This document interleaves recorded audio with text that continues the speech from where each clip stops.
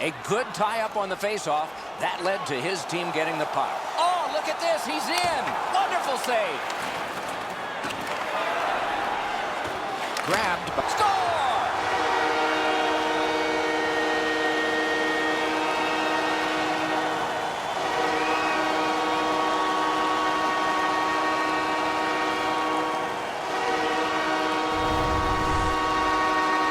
Decision was pretty easy. This low in the slot. Just snap it home. Anderson's beat low on the glove side. That's a real quick release that he can't get to. So he played a while in this period, and finally a goal. I was hoping, Doc, that we were going to get that first one.